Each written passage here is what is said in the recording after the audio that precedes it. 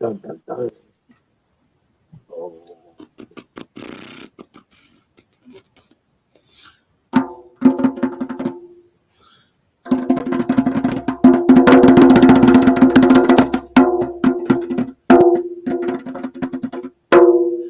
Welcome back, everybody, to Evolving with Corey Castle. I'm Corey Castle, and I'm joined today by my good friend, Tony Myers. Oh my God, what an introduction. I'm sitting over here like distracted, doing some other goofy things, but no, I'm right here with you, man. Right here with you. Before I say anything else, before I ask any kinds of questions, I just want to make sure, I tell you before we get started with anything else, I freaking love you, man. I have such a special place in my heart for you, and the amount of times that like you've built me up and put me in a place where I felt important when I didn't feel important has been so precious to my life, and I just want to thank you for that and tell you that I hope you feel the same way, and I hope you feel as welcome as you've made me feel in your friendship. No, wow, all that's really humbling. And I'm not good with getting compliments because I'm usually like searching for sarcasm or thinking that somebody has an agenda. And I guess that's what I get for being around the weird world of wrestling and all the weird people that we meet. I think it's also like a being from the Northeast thing too. Like I think it's like I think it's a part of like we're jaded by people's niceness because we don't think it's sincere, because lots of people have treated us in an insincere way when they're trying to act like we were just talking about when people try to babyface you and go, hey buddy, and try to make it like they're this good person who's like signaling some sort of virtue that they don't actually have.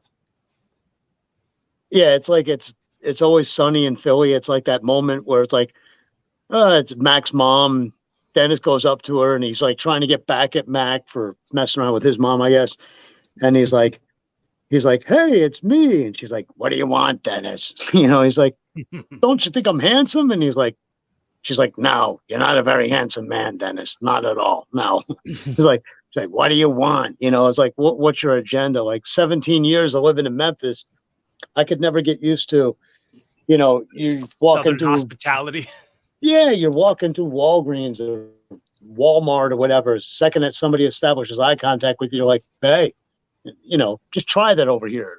Anywhere in the Northeast. Like, can I curse on this thing? Or yeah, dude, say whatever you want. No, I mean, it's the whole Northeastern thing where like, what the fuck do you want? Versus like down there's like, oh, Bubba, relax, just saying hi. And it's like, what do you want? I could never get used to that. Even after like 16, 17 years of Memphis, even coming back home, I could still never get used to the Memphis way. But it's like Northeast Jersey. It's like everybody's like standoffish. Like, you casing my shit or what? What do you want? You think somebody's always up to something for sure. Like, I mean, because it appears that a lot of people are up to something. Yeah. I mean, it's the fear of the unknown, stranger danger. You're taught it from a young age. And you just kind of roll with it because you don't know any better. You don't want to be one of those things where you didn't listen to somebody and they go, look what happened now. Say, you should have listened to me. You have to find out the hard way. So I want to give you the opportunity. Because, dude, as most people who are listening and checking this out for the first time don't know, one of the like lengthiest, like most like outdrawn like conversation, most conversational, like you can go anywhere with any conversation and it can go forever if you choose for it to go forever. Like our conversation here now. Oh yeah, it's going to be different. It's going to be difficult. Me being like, I know this whole thing's going to go by in like 5 minutes. It's going to feel like everything goes by in 5 minutes. But like, what would be the cutoff point? Because I'm telling you right now, like, I'm an open book, and I've always, because I was always scared that if I lied about something, it's like, How would I remember what lie and what to cover that up with? It's got to be exhausting. It's got to be exhausting to try to keep track of lies like that.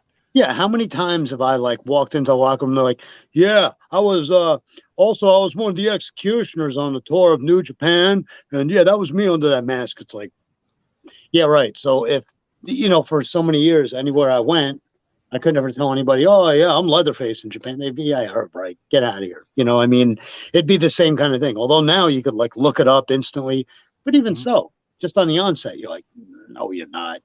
Oh, there's 100 of those. And it's like, no, there's only been 3 of us christened by the office. It's not been like a whole lineage. Like, oh, they just threw that on anybody. No, they did that with other gimmicks in Japan where they saw them work, like the Uchu Meijin power, like outer space, light your hand on fire, monster. They put that mask on damn near every member of every friggin' roster that was using that gimmick. They kept burning the candle at both ends because it was successful. See, you have a whole bunch of them.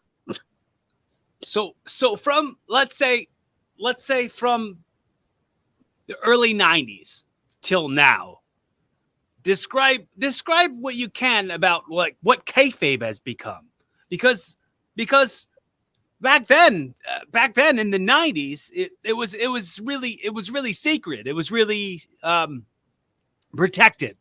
Yeah, it was something that you held on to. Nowadays, it's a feather in the cap if you do not. And I still do believe in it, though. You don't want to tell some girl that you're dating what you're really getting paid, because she'll just look at you and be like, God, that's all the money that you can get for her. I thought, because I think everybody on TV or everybody that wrestles is famous and making a lot of money. So I still believe in kayfabe in that sense. I still believe in kayfabe. Like, there are so many things I had to keep to myself in dealing with Battleground Championship Wrestling and dealing with Onita. There's so much that I must kayfabe. And I got to wait for these things to come into fruition for me to even speak on them and even say what's going on or what was going to happen, or, and then it becomes one of those things too. It's like, you're not going to believe me anyway, because it sounds far-fetched, but no, this is what was told to me. This is the reality of the situation. Like, so there's a lot of that too. And there's, the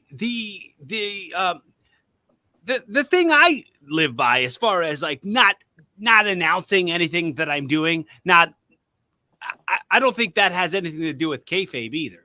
Not trying to like overly share anything, but as far as like, yeah, we do kayfabe shit and keep it to ourselves, because like, what if I come out and I say, oh yeah, like next week I'm winning the heavyweight championship, and then it doesn't happen. They made some changes. Card subject to change. You're not getting the heavyweight champion. I'm not going out. You're just a guy left holding a bag that was a liar. So I mean, right. I'd rather people see things come into fruition. Like I knew of the main event. Talking about the thing with like me, PCO, Bully Ray, and I'm teamed with Onita. Like, knew of the main event. I just told everybody. I was like, when they announced that main event, like, holy shit, even if it's just for me and that kind of thing. Means a big deal to me because, I mean, who didn't become a fan of ECW? And look at that. And, full wind. I'm back in America. I'm with a guy that's like pretty much the forefather and god of, deathmatch and all that stuff. But like, even then, Americans like extracted all the wrong values out of all the death matches. They didn't, you know what I mean? Like, imagine yourself in Memphis in like the early 2000s, when you were doing those like sex and violence shows in bars and stuff, and putting yourself through that hell that you were putting yourself through with all the scar on your own body up. Imagine if that person knew that one day you'd be in a triple threat, or what was that, a 6-person tag match that had Bubba Dudley at the ECW arena. If you want to name drop, it's like the 10-man that took place down in Texas during WrestleMania weekend, where it's like we're teaming with the Rock and Roll Express, and Cole Cabana, Juice Robinson. Yeah, I'll like name drop serious names.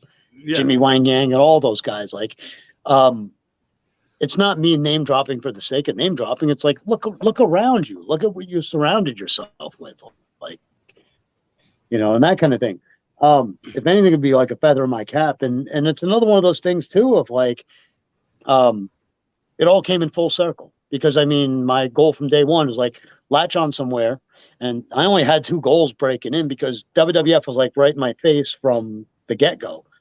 All the Mike Sharp guys were going up there and doing jobs. And then before it became extreme, like Gino Caruso, and they were using Savoldi's guys. And Savoldi was like 20 minutes from my house. So it was like at an early age, you're doing, extra work for WWE. You're getting the shit kicked out of you in WWF. And you're doing the same thing. Like eventually it was like with WCW. And it was just like, I'm not gonna, I knew there was only so far stateside I was gonna go because my goal was always like wrestle in Memphis because I was a big Memphis fan. And then same thing with Japan, especially the obscure Japanese indies that were all popping up when from the minute I started going over there in 94. So it was like, so much so soon at such a young age, but like I wasn't smart enough to look around and take advantage of it. All this was happening.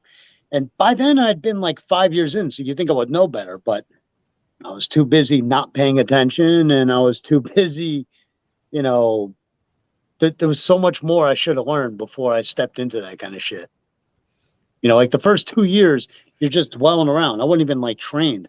I went up to like Larry Sharp's a handful of times. I didn't have any kind of mentoring, and I didn't get broken the traditional way. I did it backwards. I had matches before I was even trained. And that was when the business was protected too. Yeah, and it was very protected. But like, if they got desperate enough, they're like, I did ring crew, and then 2 days after I turned 15, they hand me a mask, and they're like, "Hey, here, we need people, kid," in the middle of a snowstorm. So it was like 2 days after I turned 15. All right, I'm in a battle royal. I can say I honestly had a match, and then they brought me back and put me in a tag match like the show. And now, when you go back and you watch that stuff, it is so friggin' cringe. You're like, oh no, this is. Ugh. It's great to go back and watch. I even have there's a video. It's actually, this is the video cassette. You ready for that? Mm-hmm. It says $1 Million Championship Wrestling. You know what it is? It's me at like 12 years of age, and I'm wrestling a couch cushion for like 4 hours. And I come out as like Lex Luger, then I come out as Rick Steiner, then I come out as, you know what I mean? Like I come out as the whole WCW roster. And it's, of course, in the latter years up to when I started wrestling, like I said, come out as Sting or, just do their moves. I'm not like dressed up like them or nothing, but it's like so I'm 12 years old, man. That you have footage of that still. Like I don't have footage of when I was first starting, when I was 14, 15 years. Maybe I have broke in. Here's the coolest thing. And like, I think that both of us do like the strange osmosis. Like we got our chance. Like what was cooler than ECW back in like 93, 94 and all the rest of, you know what I mean? It was like the coolest place to be. And then you're like from right around that area. And then the new ECW was CZW. And there you were as like a teenager. Like, even if you don't grow up, like we're just fortunate enough to have grown up where we grew up geographically. Okay. Right.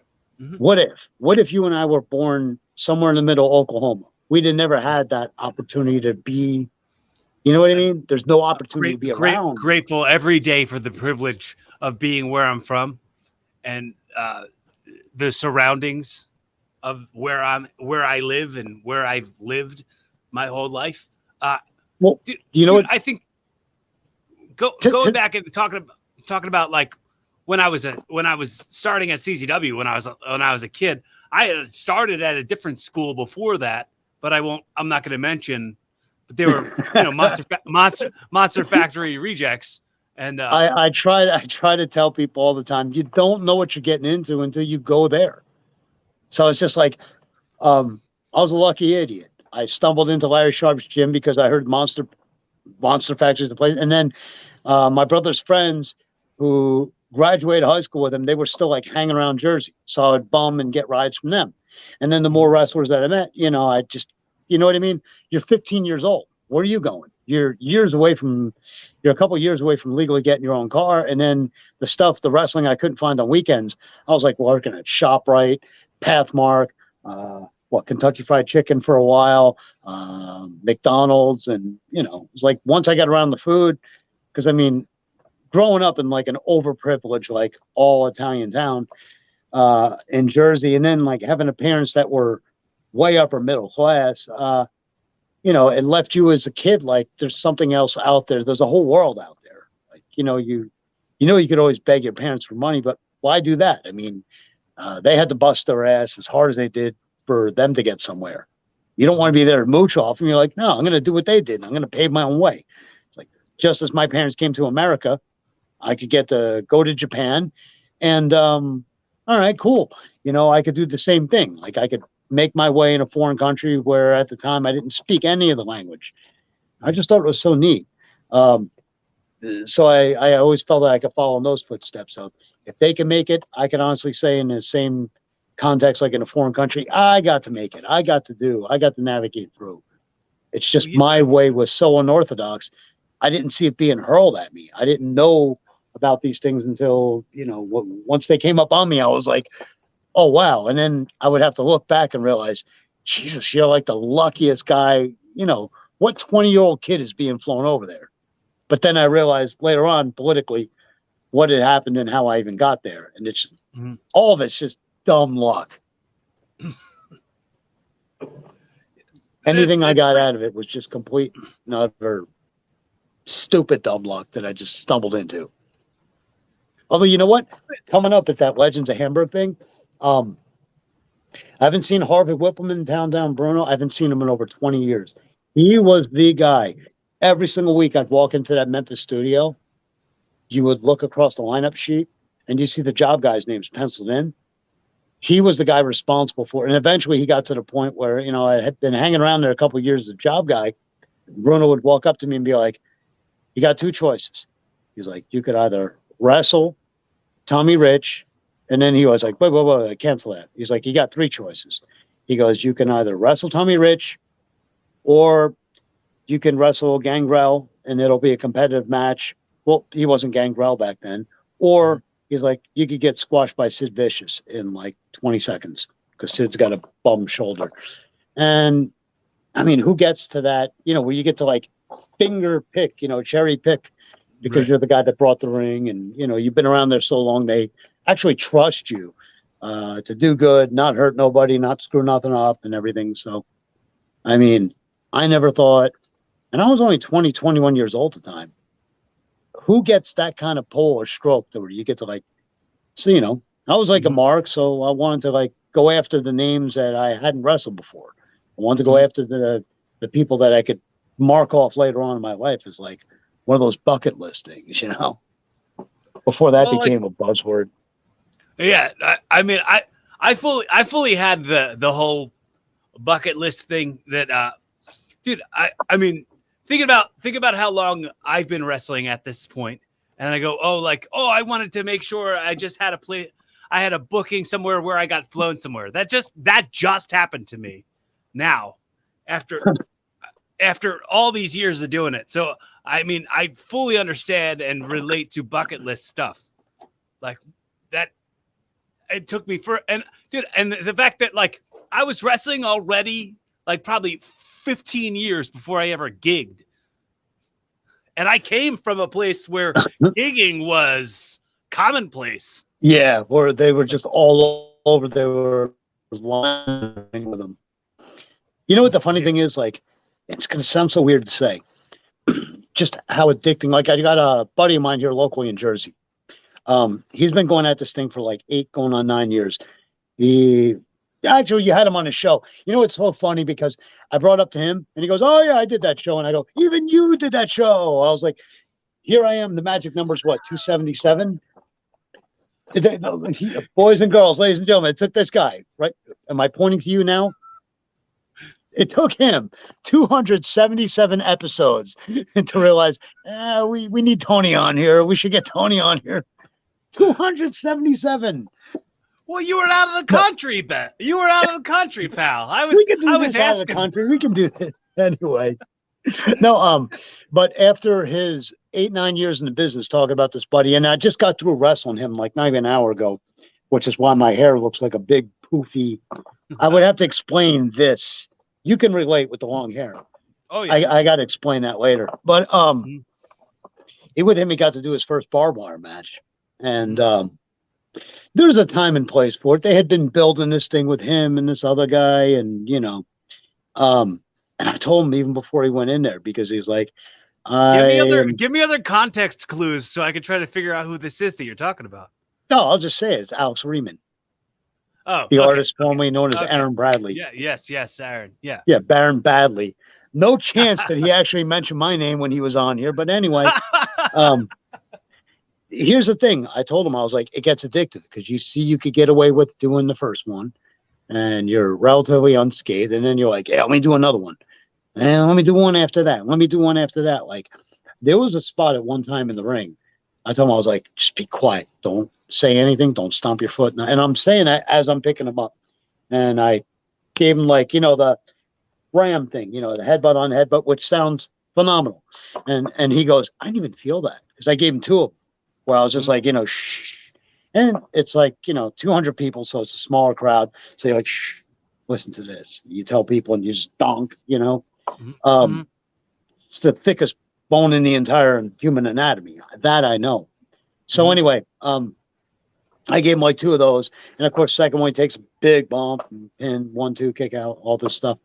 Anyway, I told him, I go, you see how you got away with, you figure you got away with the first and second ones, and then you just one up it, and then you go, I'm not going to headbutt him like harder. And then it's going to like sound better, like two Rams. And you can see where it really screws up your head, because you're like, oh, that was fearless. That was painless. That was cool. You can see where guys up the ante from there. Yeah. So, I mean, it's no different than long time ago with Deathmatch, we lost the plot. It was like violence for the sake of violence. No.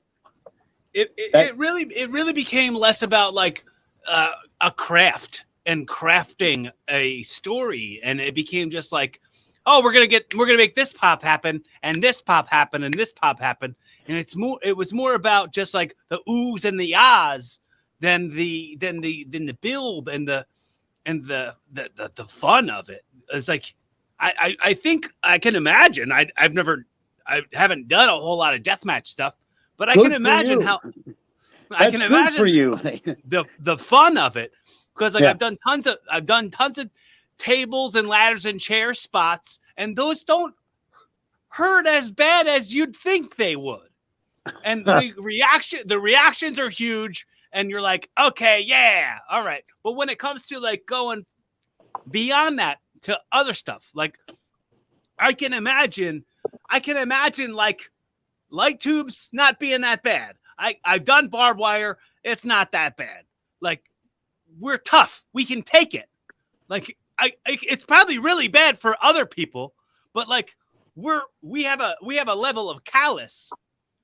We have a level of callous built up. That needs to be a word that's incorporated into wrestling in every which way, shape, or form, because going into today, my back, it was like if I sat in a certain way, it would just feel kind of tricky and cricky and just weird. And so I went in there earlier today with this guy, and I just said, we're going to feel how my back feels. And, I'm going to do what I can to sweat my ass off in here. It's physical. And, 1, 2, even at one point I go, snap my back over and just pin me. And that's just like a way of me punching myself, saying, dude, your kick out was weak. That looked like shit. Like, put some effort into kicking out. Like, that shouldn't be me. Even at 48 years of age, it's like, if you're not going to kick out with any kind of enthusiasm, you don't belong in a damn ring. If you don't have that much love for what you're doing and what it's like to actually bounce off the ropes. And because, like I explained to you before about you and I, we got fortunate because of the region that we were born in and what we were getting into as we were kids. We were right there. You were very close to Philly. I wasn't that far from Philly at all. And the whole Northeast Jersey scene was just crazy back then. I mean, it was just so much fun.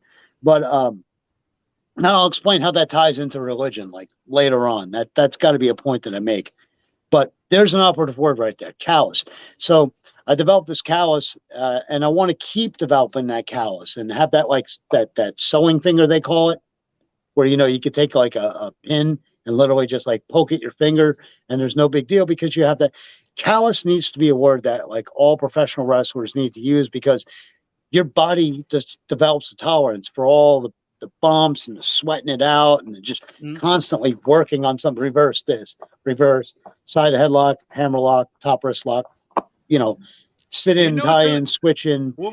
We do stuff like this when we call stuff. This is so normal. These hand motions and this stuff when it comes to conversations that we're having. It's universal. But it's universal. Ridiculously universal to us, but to anyone not in this who has never stepped inside the ropes. You go and you wrestle a bunch of locals there in Australia. They do the exact same thing. You wrestle the Japanese young boys. They're broken the same way. They're taught all the reversals too. It's just so Mexico. They might work the right side, whatever, but this is so universal. And we're all bound together with this one thing. Like that is great. But it's like, I tell guys all the time, I was like, if you're going to do something and not interact with people or show out, there's not some kind of showmanship to the people. Like, you might as well just sit here in this wrestling, school or whatever and not bother about going anywhere else because you're just doing crap to entertain yourself. You're not doing it for any of those people out there. You might as well just do this in a wrestling school to stay in shape or as a hobby or as a way to like keep in shape because you're not doing it with any reason or rhyme. You're just doing it to pop yourself or, pop the boys or whatever. It's like AEW. I know they're on a hot streak right now. They had a great pay-per-view, and I don't understand how people are making these memes and making fun of like Tony Khan because I could show you a picture right now. It's like Onita sitting there like affectionately like just with his arm like around my head, and he's just kind of like all right, kid, thanks, because no matter what, when he comes here, I got his back, even though we're at war with each other when I'm overseas. Here's Tony Khan. The guy had over half of his roster that was factored into all the main event pictures. Like all those guys are injured and they went out there with what they had left and new guys that they introduced at last minute, like these Japanese guys. And they had a banger of did they call them pay-per-views anymore? Special events, whatever. No, well, they don't. WWE doesn't call them pay-per-views anymore. They call them premium live events. But AEW is still on pay-per-view. That the Forbidden Door was pay-per-view. Yeah, it's okay. So, basically, with this skeleton crew and the way that things weren't planned or whatever, they go out there and they just knock it out of the park. Man, I'd want to hug by wrestlers too and say, "Yo, you guys all did a great job, man. We did it, whatever." But it's such like to that genre audience or whatever that, I want to watch AEW grow. And now I'm hearing that the ratings are decreasing. Yeah, but the live events, are there not more people attending now? Because, we're post-corona kind of sort of in our own weird way. And I want to watch the casual people, catch on. I care more about that and watching a product catch fire than I do about appeasing everybody that's on the internet and everything. I mean, there's no end goal there because eventually those people get dissatisfied and they latch onto something else.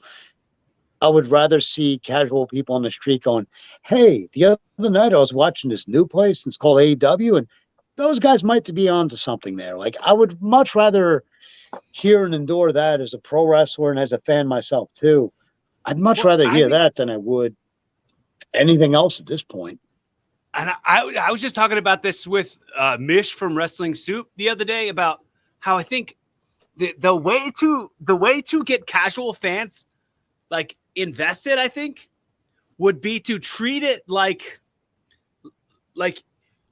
kind of like if there was a wrestling news like TV network that was just constant like a CNN with wrestling news.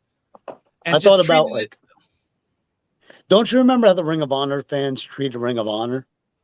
They treated wrestling, they treat it like the Olympics. Like they're going to hold up scorecards like, oh, that flip right there, that was 8.9.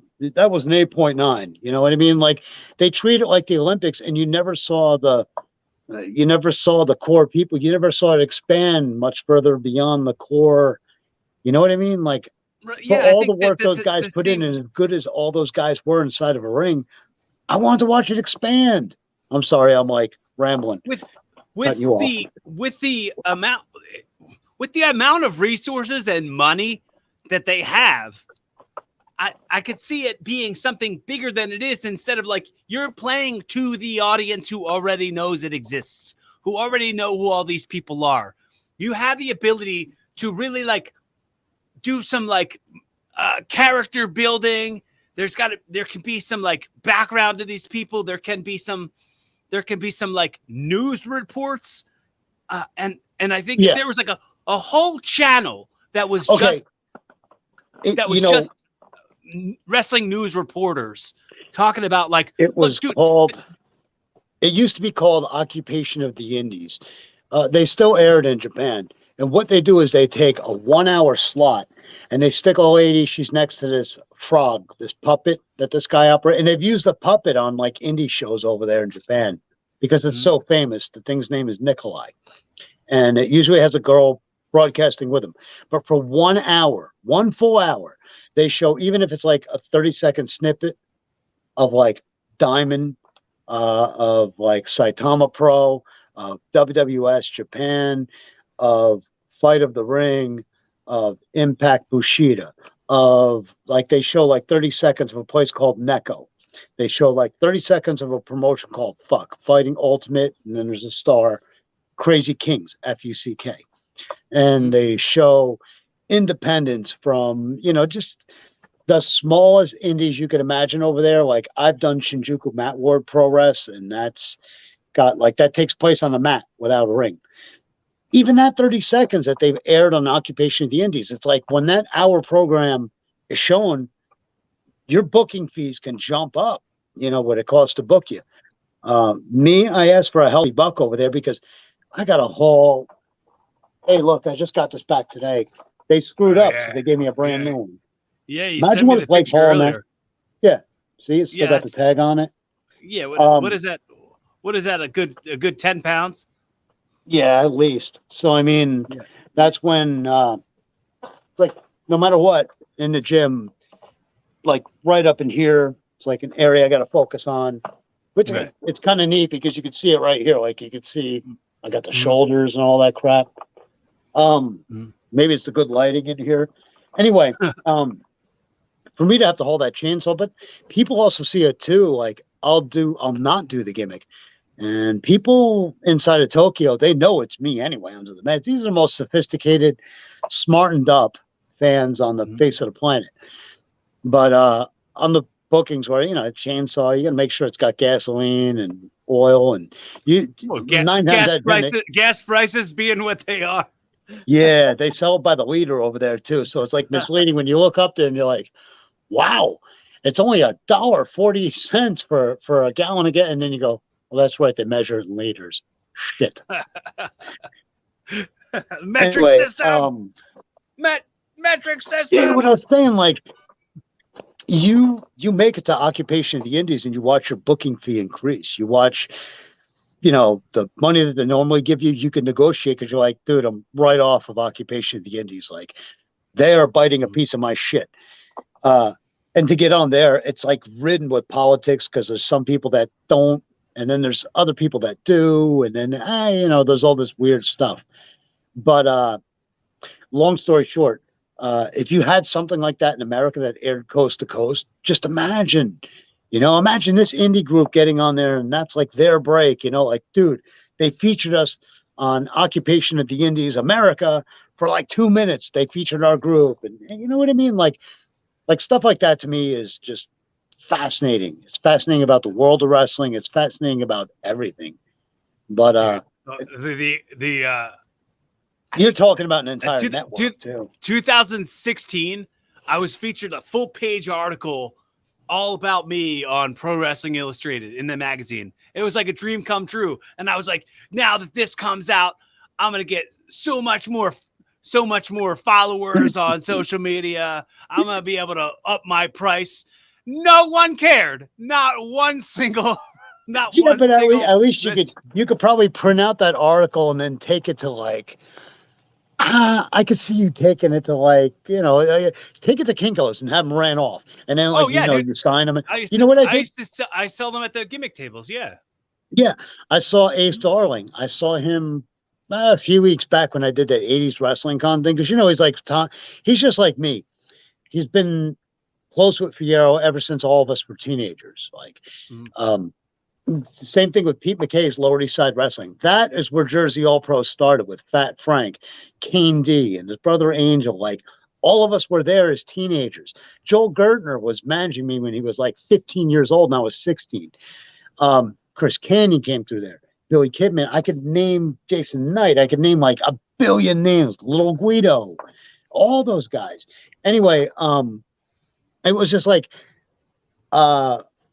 you always look at like, and there's like this certain mystique kind of to this day behind Pete McKay's and Lower East Side because so many people came through there and that kind of folklore. But you go back and you look at those shows and oh my God, they were atrocious. They were terrible. But it was us in the 90s trying out moonsaults for the first time. What did we know? We were just a bunch of goofballs trying our best to, do the best that we could. But just imagine there was one channel. I'm not talking about a YouTube channel. I'm talking about a channel that aired nationally all over this country. Just imagine stateside here in America if they had something like an Occupation of the Indies. Like, that would be so fun. Coast to coast, wow, look at that. That group is airing this. There's me in that group. I mean, I'm not necessarily saying like independent wrestling companies being featured on this and having their wrestling featured as much as it just being like independent, like not independent wrestling, but let's say like wrestling news, like a wrestling news channel, like Brian Alvarez and like Dave Meltzer and like Mike Johnson. It's just like I love Mike all the time. Is it just me? Oh man, shoot, I shouldn't be cutting you off here, but I gotta say, is it just me or is Mike Johnson like the only human being that's ever been a journalist and remain like so heat free, and you can't find anyone else say a bad word about him. And if anybody has anything bad to say about him, it's some guy. It's like, no, he just treats you like the loser that you are, or whatever. Like it's almost amazing. Most people just bite their tongue. They're like, oh, I don't want to get into it. I don't want to talk about it. And it's just like, bro, dude, how'd you get sideways with that guy? My experience with Mike Johnson, I'm gonna just tell you about the first time I met him. We were talking. I was at a show that I wasn't booked on, and he was like, "Hey, you're good. Why aren't you on this show?" And I was like, "Wow, the guy who everybody goes to, like the guy who knows everything, the guy who's like got his fingers on the pulse of like what wrestling news is. Anybody who knows any wrestling news or reports any wrestling news got it from Mike Johnson. That guy told me I'm good. Would you believe?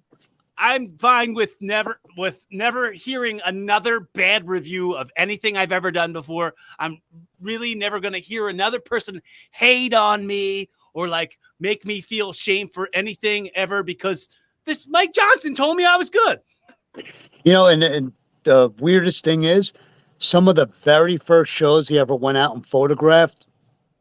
Look at this. Let me see if I could do this without knocking over the camera because the VHS I wanted to look. I was like looking into the camera and this VHS was Pete McKay's Lower East Side. It's me and Danny Inferno when he was like 15 years old. Yeah. And he's riding with me going here. And we're just sitting there cutting promos and acting silly as teenage kids do. Mm-hmm. Mike Johnson, that was like one of his first places he ever went to and like photographed. Amazing. I didn't even know he was there at the time. But you look close and there's Homicide when Homicide was like, teenage kid getting in a lot of trouble and stuff before he like settled down. Jay Lova started there. I mean, like so many people started in that gritty, grungy Lower East Side wrestling. It's so weird. He's like an actor now and stuff, Jay Lover. Yeah. Like full blown, like he gets gigs everywhere. I'm supposed to go with him. You know, one of the Jumping Bomb Angels, Yamazaki, she has a restaurant that's in New York, and it's like me, him, Fufu. We're trying to get together, like Gertner, and I could sit there and name drop all the brothers from back in the day. We're all trying to get together and, you know, hang out, visit. Kurt Schimmel, like all these people. If you know any of those names from yesteryear, I mean, just imagine a bunch of us just sitting around kicking it, talking about old times, and just imagine me finding the VHS of this stuff. Like, you know, if I was to sit there and tour and show you what I've been working on with like a VCR and that kind of thing, you'd be like blown away. Like, how did that survive? And you know, you have to understand, lived in the Mid-South for like 16, 17 years. All this stuff sat in crates at my parents' house. You know, when I was a kid, I would collect these things and I would record these things. And just imagine coming across, you know, yourself all those years later. Same thing with when I went down to Tennessee. If it wasn't like, you know, the old Memphis Territory house shows, if it wasn't that, it was me every weekend saying, hey, you know, going to the office and asking Lawler, hey, man, these guys aren't competition. It's okay if I go and work this. And he'd be like, yeah, you're not booked here. And so, okay. You know, and then off I was to do that. Unless they burned the town in some kind of way, you would never get in trouble. But it's so cool to like look back at even this horrible, gritty, grainy VHS. At least it exists. So I'm so glad to put it on the DVD and then put it into a hard drive, even though hard drive itself has been a pain in the ass. I had one go out on me, a 5 terabyte drive, and you can imagine all the stuff encapsulated on that. It's just like, I don't want to lose it. And then they bring it to you and they go, hey, you know, the estimate's like $999. And you're like, I don't care. It beats going back through all that old VHS and ripping all that stuff, all the old DVDs. And so it's like, give it to me now. You know, I'd rather have it like that. It's amazing, man, that any of that stuff actually exists. It happens all the time. I do random Japanese indies. I work for a place called Battle Aid. And it was ran by Raiden.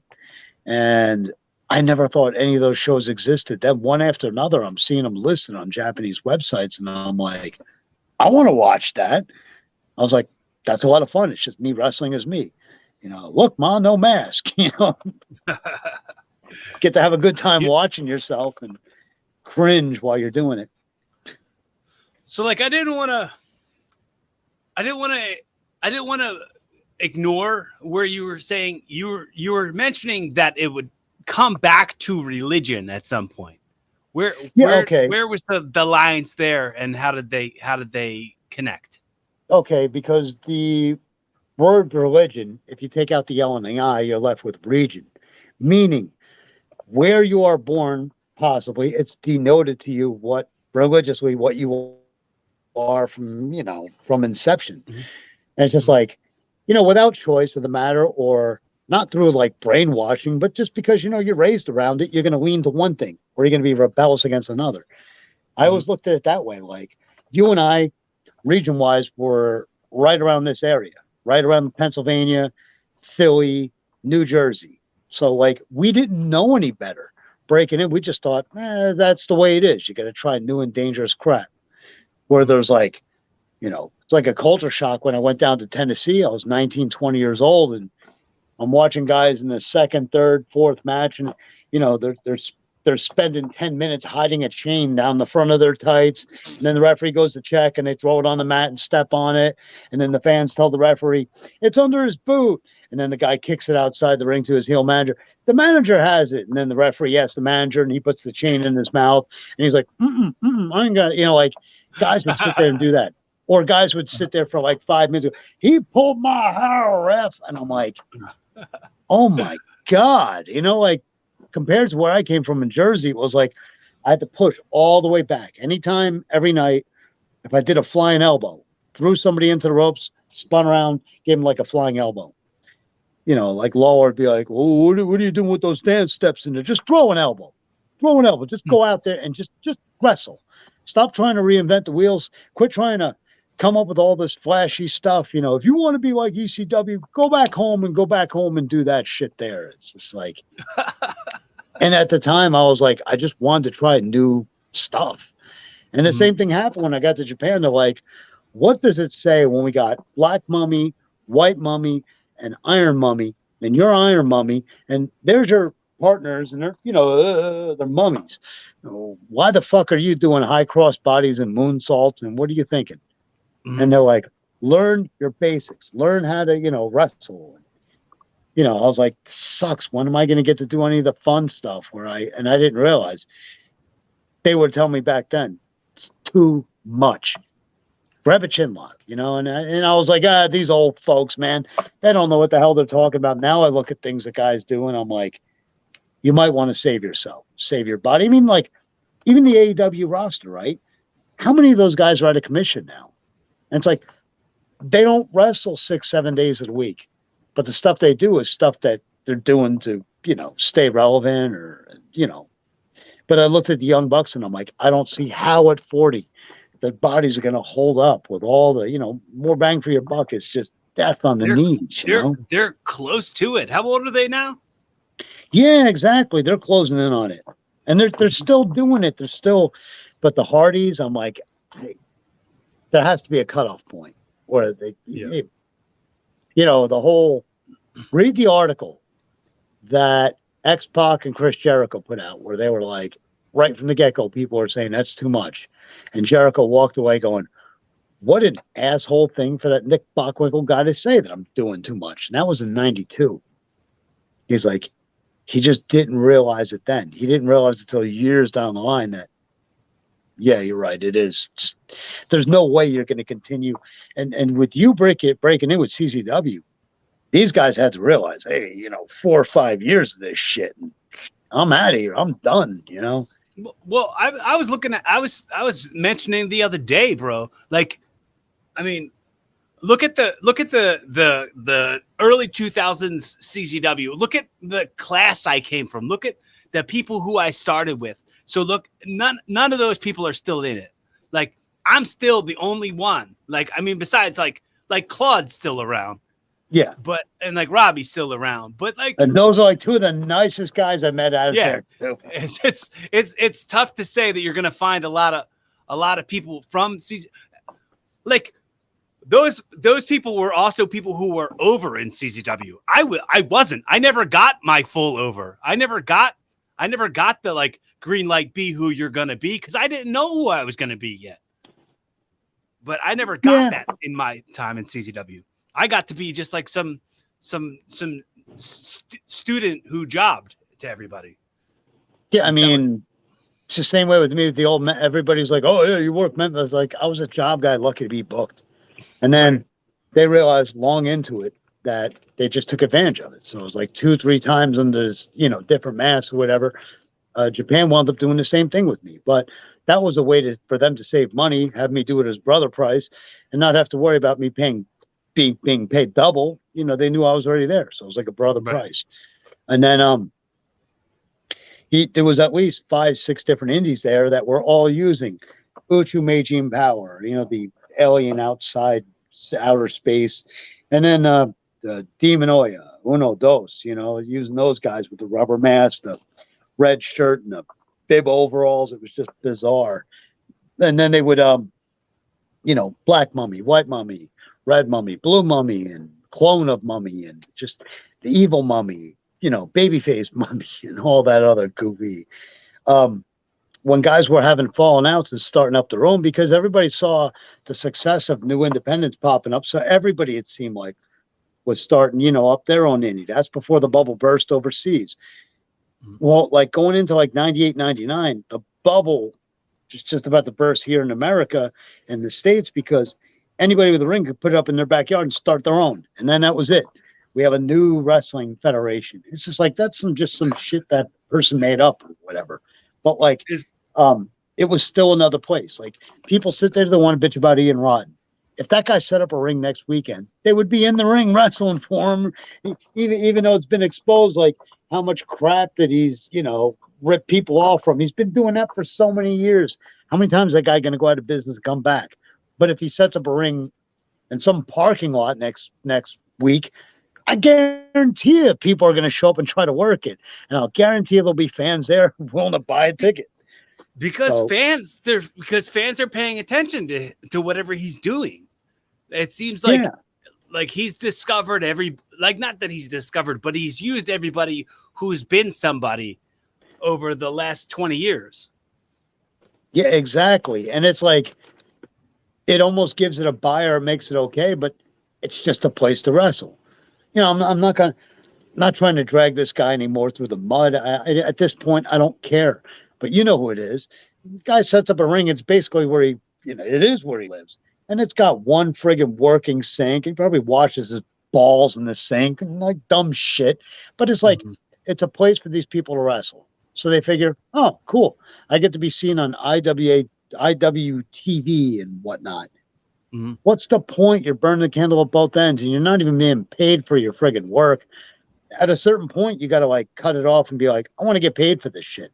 Most guys are still, feel lucky at 40 years of age to be booked. It's like, no, that's not what wrestling is. That's not what it should be. You should be getting paid for your efforts because damn well who's ever running this thing is that they're getting paid. This is a constant pay to play business. Like I don't think, bro. Yeah, and they'll just keep taking advantage of it because there'll be people that are, sure, okay, use me. I mean, the kayfabe of it, or as I'm trying to get this started, and I hope you apply it to yourself too. I've been saying because the lines are so blurred with social media, real and work shoot. I've been calling it grayfabe.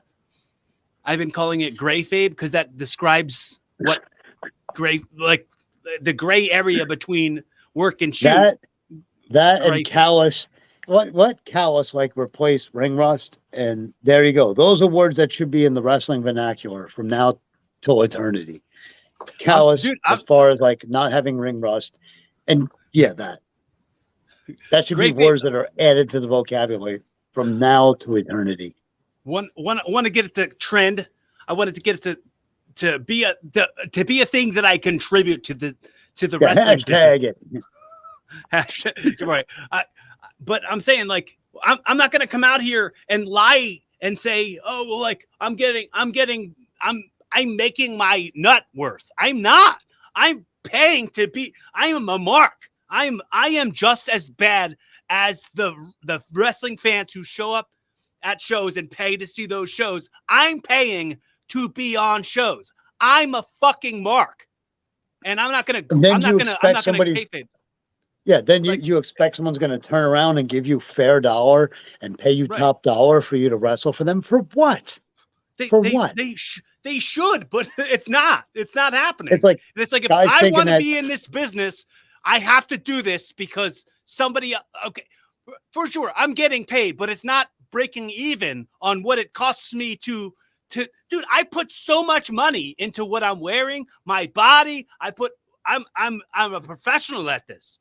I bring a whole production with me. But it's like after so long in wrestling, do you not want to get paid? I mean, say whatever you want to about the Range. And I loved his work in Ring of Honor when, they did the whole Special K thing and everything. But even that guy, Range, he like put the brakes on. He goes, if you're going to want me to come out and wrestle for you, pay me like a man. And he's like, don't be giving me no chicken feed money or anything like that. He's like, when Ring of Honor was white hot, I was there.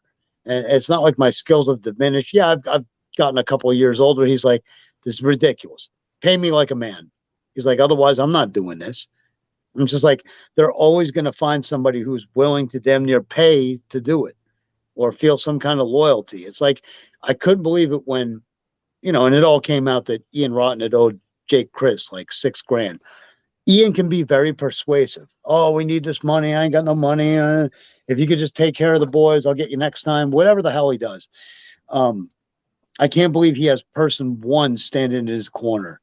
But as much as you want to complain about it or even draw attention to it, it's going to go on and on and on and continue.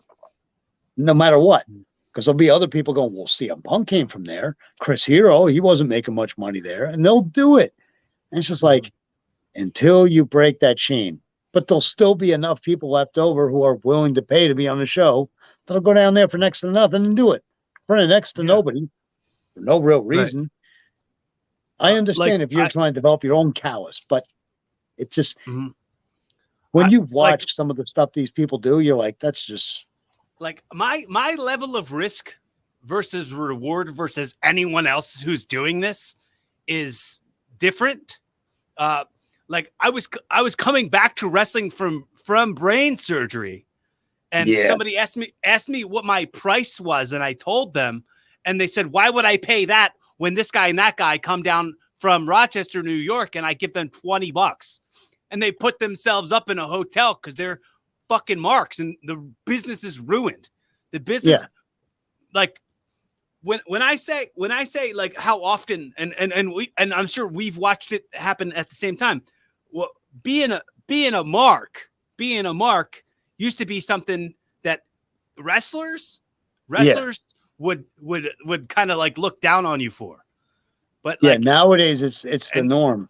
Or nowadays it's derogatory. Okay. Yeah, everybody just shrugs off and they go, "Oh, well, we're all marks."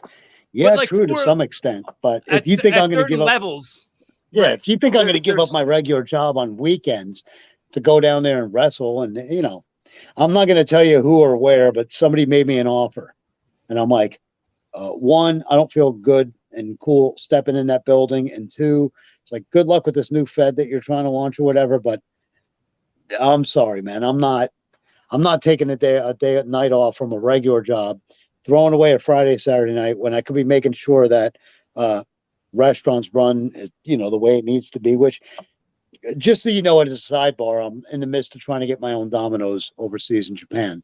So it's just like, killing time in America alone. You need a regular job anyway. So there you go. Then you just sit there and put up with Indian and Pakistani drivers fighting with each other over deliveries. It's like you roll with it, but at least it's regular and honest work. I'm getting aside from the point. Anyway, if you expect me to give that up on weekends, the kind of money those guys make on weekends, just working off the app alone, for what?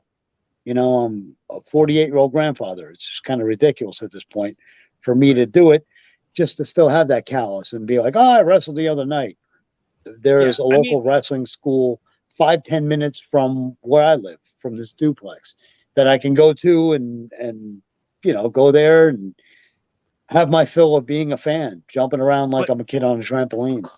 There's nothing that can replace the feeling of being over.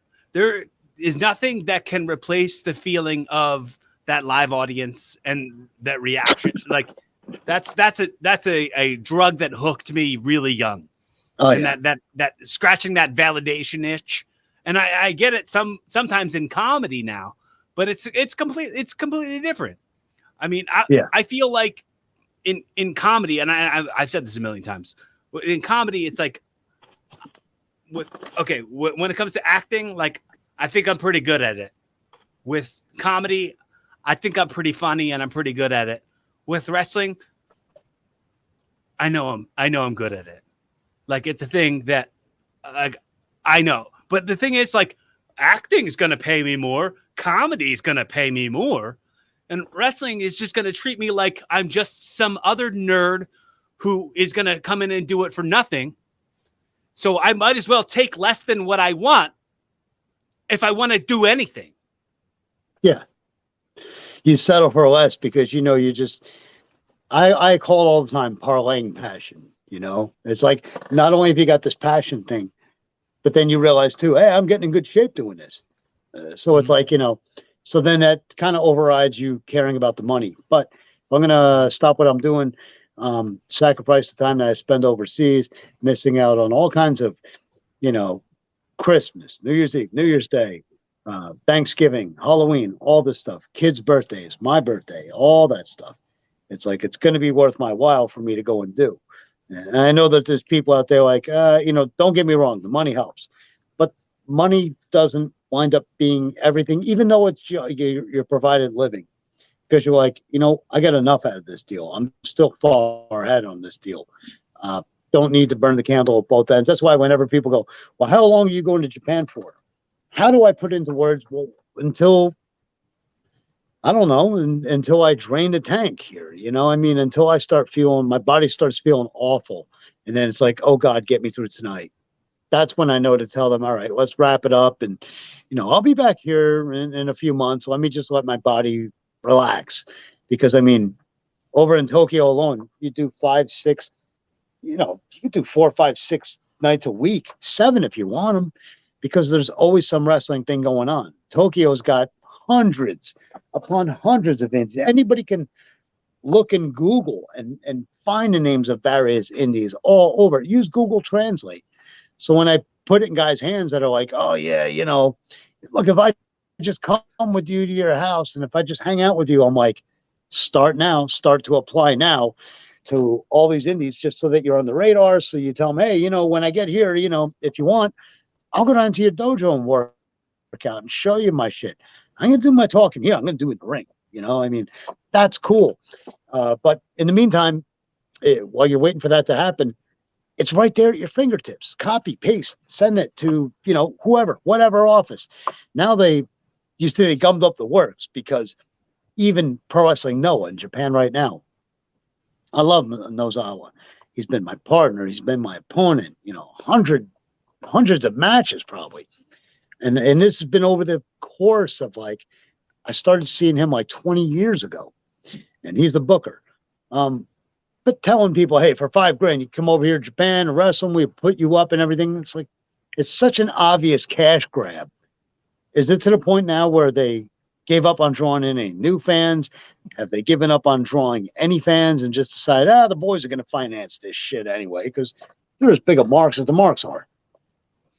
What, have we not all taken a humongous step backwards and not lived to see it?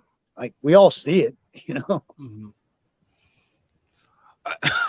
I hate for this to be such a downer. I really dislike because we're talking about wrestling, and that's why. If we're talking about something else, anything else, the new Beavis and Butthead. Oh yeah, I watched that. That was hilarious. That's a spoiler alert. I don't give a shit. That's the scene with them in the Porta-John is one of the funniest, most prolonged jokes, which you could almost feel Beavis's agony as he's screaming out, but it's just so funny for too many reasons. You're like, you've got to be kidding. And it just doesn't end. It keeps going. And you're like, you almost feel his discomfort. The scene with the Porta-John, but especially the white privilege, because they have no comprehension level, right? Yeah. So the whole white privilege thing was one of the funniest. They just take it out of context and they're like, oh, cool, we have white privilege. They just run around, just do whatever they want. This era, it's so funny. It's that's the perfect I'm a big South Park fan, just to remind you that it's just no different than. Did you see the latest Texas Chainsaw Massacre with the millennial guys try anything and you're canceled, bro? And he's just so he just takes his chainsaw and just chops up everybody. Once he got to a couple of the scenes from it. I didn't watch the whole film, but I felt like there was some really creative and neat kills. If you're a big horror guy, I'm a huge horror fan. Yeah, there was, but I like to point out the goofs in it. Dude, you saw a dozen actors and actresses, right? And you see them run for their lives, and then they come up to the windows. They come up to the windows in the movie. And they're just banging on the window, you look close and there's a guy rattling the window. It's you're trying to get away from a guy with a chainsaw who you've already watched butcher a half dozen of your friends. And here he comes for you and a dozen more of your friends. You jumped through the goddamn window. You're trying to fight for your life. What is this? Did all the actors get together and universally say, this is going to be shit, so we're all going to look like shit anyway. Let's just give them shit, Well, I think that, and going back to wrestling for one quick second, I think that there's certain parts of calling matches and making things look kind of shitty, where you're just oh, it's pro wrestling, and people just kind of accept that this is what this shit thing looks like. Yeah, what? Everybody else does it. Everybody knows it's fake. It doesn't matter if my punch misses by. It's at least try to get into something. At least use some effort. Don't use that as an excuse everybody knows it's fake anyway. But then why bother doing anything out there? What? Well, like, I mean, my thought process on like stomping, and like I wanted to make sure for the longest time that I wasn't stomping on my punches. I wanted to make sure I wasn't stomping on my strikes because that's what people think is the fake part. So that they think that it's not real because you're stomping. But like, you can tell it to my jaw. People have been stomping and punching me in my face for 23 years and I can't eat sandwiches without pain. Here's the thing. And you, God, what a terrible subject change. There's no way to like bridge this gap, but it's something I want to harken back to. You understood the whole thing about me saying like religion, region, basically meaning the places that you're placed in, you know what I mean? If you grow up in an environment where everybody that you know, everybody that you see, all the kids at school, all they do is put down professional wrestling, it's not going to skew your reality toward it. You're like, you start to think at times, well, maybe this weird, obscure thing, maybe it's only something that I like, but what the hell? It's what I like, you know? Mm-hmm. So then it makes it okay in your mind to just be very passive about shit. But then something cool will happen, or somebody will hit something really hard or lay something in. You're like, God, I want all my casual friends to see this so they can see that wrestling isn't, it isn't fake, or it isn't, you know, or we ourselves, we get so into it, our adrenaline's up so high that we don't care about hitting somebody in the face or, you know, your friends. Anyway, you ever notice you work tighter with your friends, you tend to hurt your friends more than just casual other people. You go, screw it. If that hurt him, he don't belong in the ring. And you just chop back and forth or whatever. Like it doesn't matter. You know what I mean? Like, but we're all bound by this weird universe. I mean, next time you're around, look around at dressing room. All these people, there's no other way in life fathomable. Any of these people would be in the same room as each other. Right. They share this weird obsession, this weird love for this strange thing that's so obscure and it's trying to look real, but everybody knows it's fake. And you know what I mean? Like there's all that, like all jumbled into one.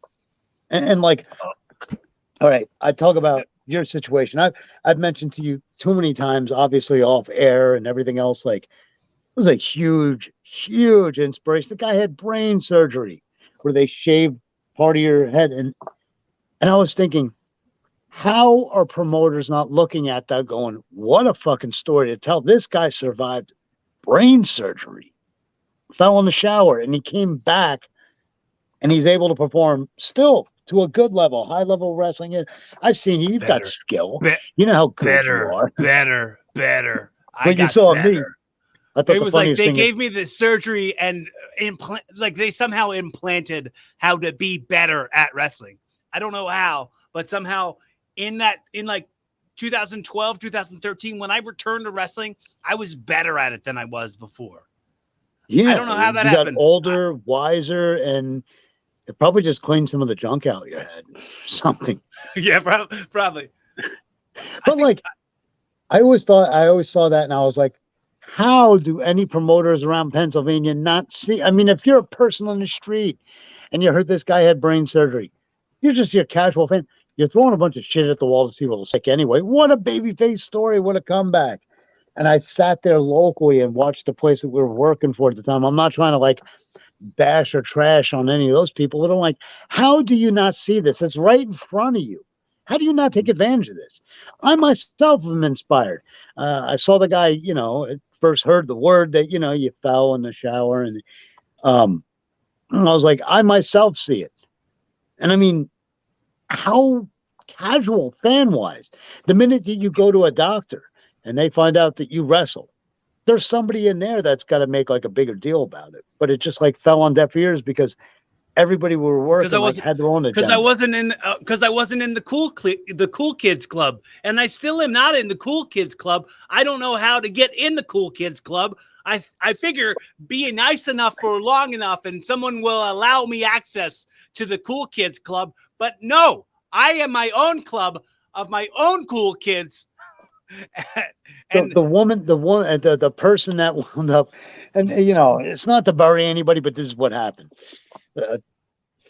Here, I'm going to premise this whole story by saying, so I spent 16, 17 years in Memphis. At the time, I'm frequently going to Japan, but I'm like, trying to be cool about that, not trying to be so in your face about it and everything. And because I was living with and screwing and all that shit, a fiance at the time or whatever, that co-owns or owned the place or whatever. I was like, first things first. I remember we were down in Delaware, and you go, why is the most experienced guy not booked? And I was like, because just, they need a referee. I didn't have the heart to tell you at the time. And I don't want to get involved with all the backstage bullshit and all the shit that's going on with it. It was a way to keep myself out of trouble, out of harm's way. Because, there's going to be all that resentment and everything, which I felt from a lot of that old WPW crew. They're like, oh, God, look at this guy. Who's he? Dude, if only then funny? I could have pulled out a resume or pulled out my own, like, cagematch.net where it's like, here, and here. Like, What's weird about it, man, is like when you picture like wrestling vet, or when you hear it, when you see when people like us who are inside the wrestling business think of a veteran of this sport, we don't like picture a nice person, like, yeah. And that's something that I think you and I are maybe changing that perception. Probably because of who we've dated in the past. Yeah. Yeah. But we're not here to trash on nobody. We're not here to trash on no one. It's just the truth. It's just the way that it's been. It doesn't serve us. It doesn't serve us to look back. It doesn't serve us to look back and be like, it does no good. You lived and you learned. And she didn't let me. No, that was then. I'm not that person, and it doesn't matter. That experiences, all of those experiences, and anything I had been through as far as like not getting pushed or not being the right guy in the right place at the right time, not having the right friends, all of that stuff taught me the lessons that I need to learn to be who I am right now. And who I am right now is the raddest dude I've ever met. And I have nothing to complain about.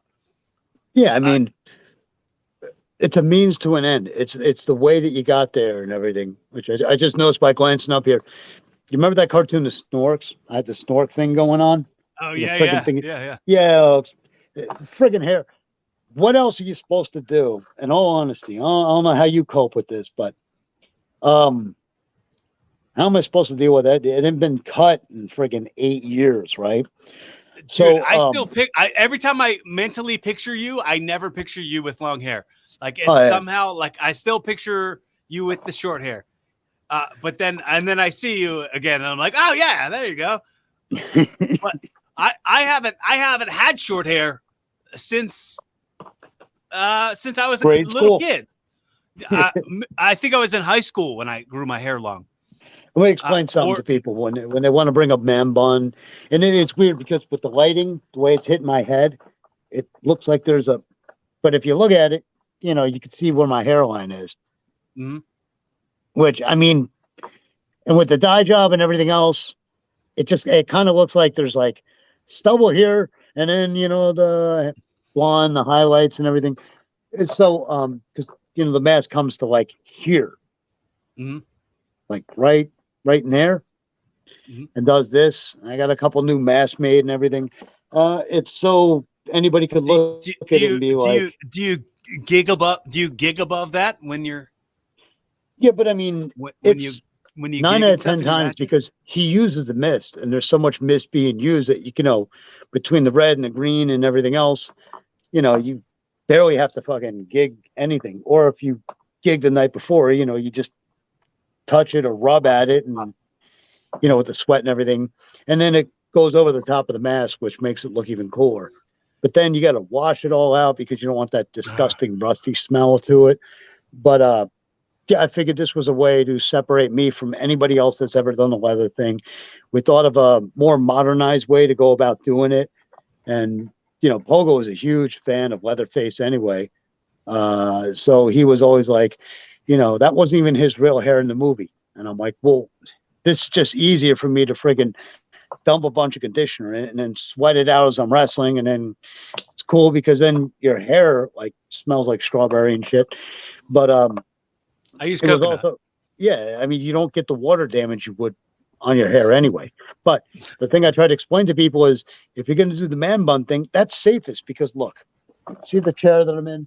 If you sit there with it in a ponytail like this, you go to get up, you can feel it pulling from your back. I carry around a bag. I carry around my bag everywhere. It's got everything from e-cigarettes to drinks to money to ID to all my stuff's all together, right?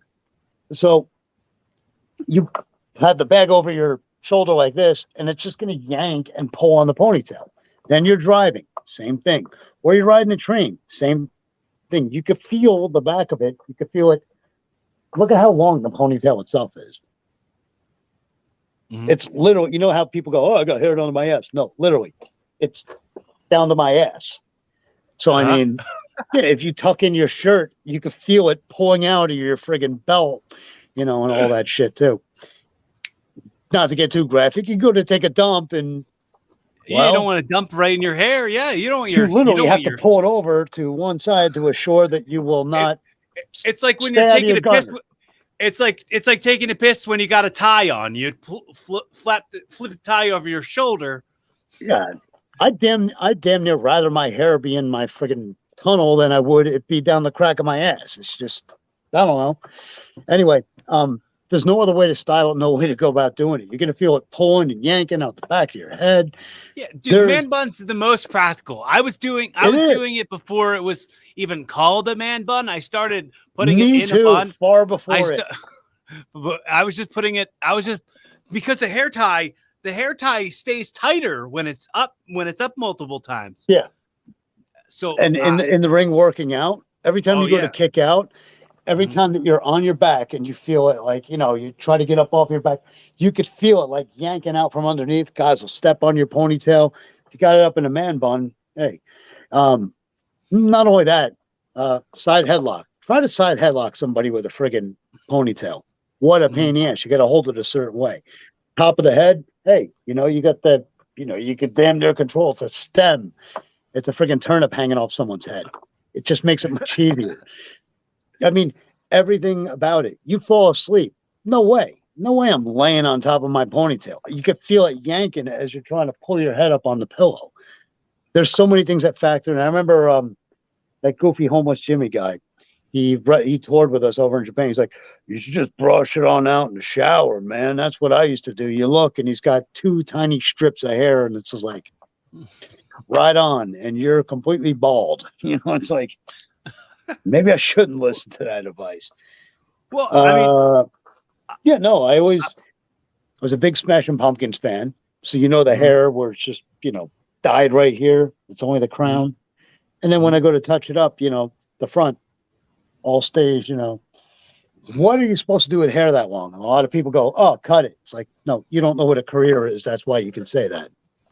When it's your thing to dress up in a rubber mask and chainsaw and chase around Japanese people, you tend to take it a lot more serious about, hair. And it makes it so much easier than that disgusting, itchy, fucking, that wig used to get on my last nerves, man. And I mean, it's just so much easier. You man bun it and then, slide the mask over your face and then let the hair all fall over the mask.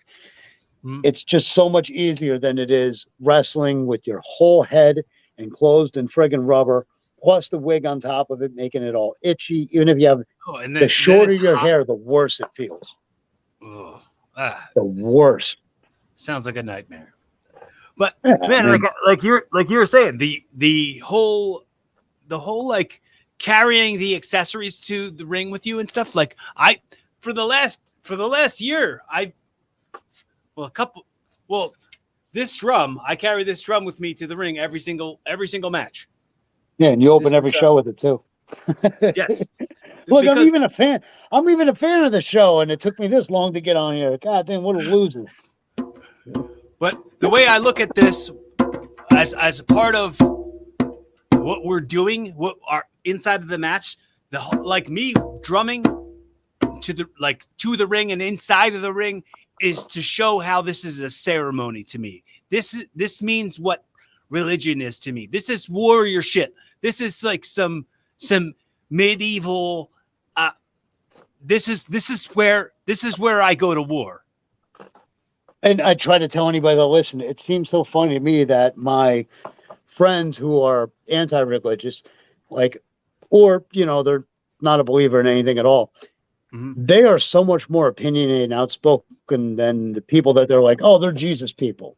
It's like, it's funny to me. I don't hear the Jesus people going on and on like you guys do about how, oh, religion, politics, oh, religion's for people to fight over and all that shit. I never push my beliefs on nobody. You wouldn't know what my beliefs are until you actually found out or I told you. I'm not in your face. Religion worked for me. Finding Jesus, Lord and Savior. And hey, that worked for me. I'm not saying that's going to work for everybody. So I wish, if it's going to work for you, I hope to God it works out because it's pretty cool. It's a pretty cool thing to fall back on. It's a really good thing when you pray and you don't expect anything in return. That's the best you could make it. Where you run out of friends and family and everybody else that you thank constantly, and you just glance up and you go, hey, thanks God, that was pretty cool. Thank you for this. Thank you for my meal. You know what I mean? Like, myself, the guy that wrestles Nick Mondo, huge, over the top religiously, in a way, not in your face ever. Nobody would know that about him unless they actually got to know him. So when I was wrestling over in Japan, he'd always be my voice of reason. How you holding up? You're not doing anything crazy, right? All that kind of stuff.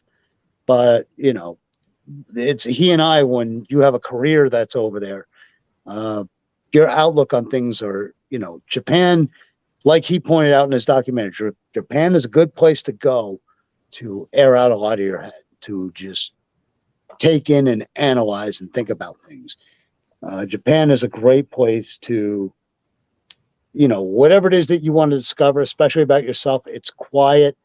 Even if you speak the language, everybody's to themselves. Nobody really goes out of the way to bother anyone. Even if you are loud or rude, you're just going to run across the wrong person if you are. Nobody oversees. It's a bucket list thing for me to walk the streets of Japan till I get lost. That's what I've always wanted to do that. Because it doesn't remind you of anything. It doesn't remind me of anything except for the fact that I've always wanted to do that.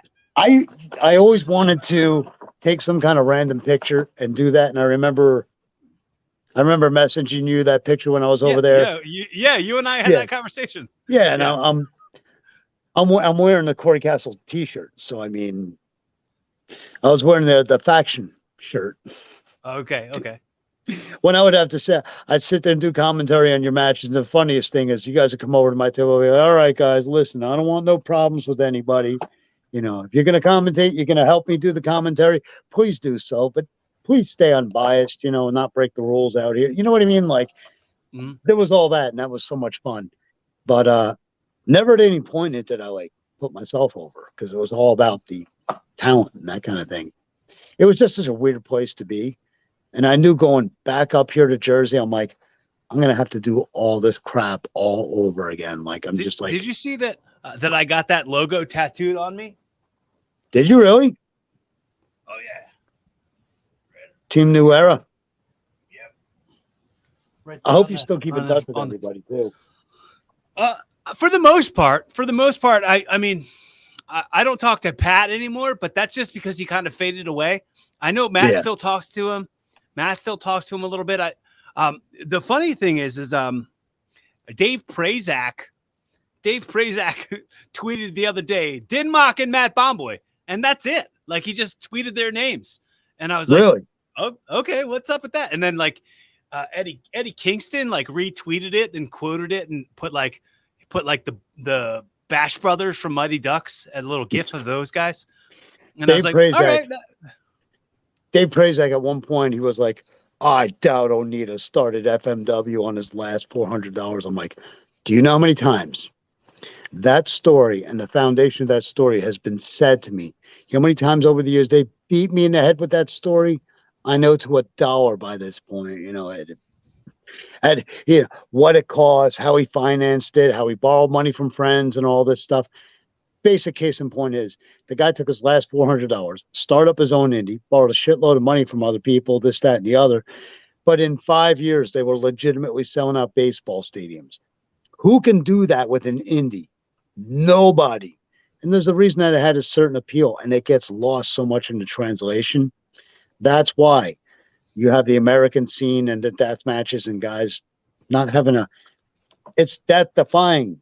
It's not supposed to be anybody dies. It's supposed to be death defying. It defies death. Ooh, we were talking about today, even up there, working out the local wrestling school in Lake Hiawatha, Jersey. I was talking about watch those old matches where the ring is strung up with barbed wire. Pay attention to how few times they hit the barbed wire and how they constantly tease it. And here we are thinking that we've evolved and how that won't work no more. And they did they barely even touched the barbed wire until one of them took a bump into it. And I'm like, that's the way it should be. That's the way it should have stayed. It was an art craft for sure. And it was. Yeah, how many years did that save on Onita and Pogo's backs and knees and their shoulders and everything else? They found a way after the high level that they performed at for so many years. Onita's knees were destroyed because he was the top Japan, light heavyweight, and they were competing against Tiger Mask and Dynamite Kid, considered two of the greatest ever in their series. But I mean, these people were competing with them. So Pogo, here they are in their 40, just entering into 40. And, it saved them all those years, and they drew huge houses. Oh, if anything, prolonged their careers. It definitely, saved them a lot of injuries and it wasn't until they started taking asinine bumps, you're like, oh, God, that's where they started getting screwed up, when they would one-up it. All right, I'm going to give you the opportunity right now. Right now. To speak your mind freely as if this was your own podcast, and say or ask me anything you'd like to say or ask me. Yeah, man. Something I've always, had to, for you yourself, you're just simply going to get noticed, and it's not, a matter of time, whether it takes now or 10 years or 15 years from now, and you're still doing it. I mean, it's just a matter of time. If not that, at least you got to go in there and do it. But I mean, what at this point keeps you motivated and going and still going? And at the level that you are, you're not a kid anymore. What is the actual motivation?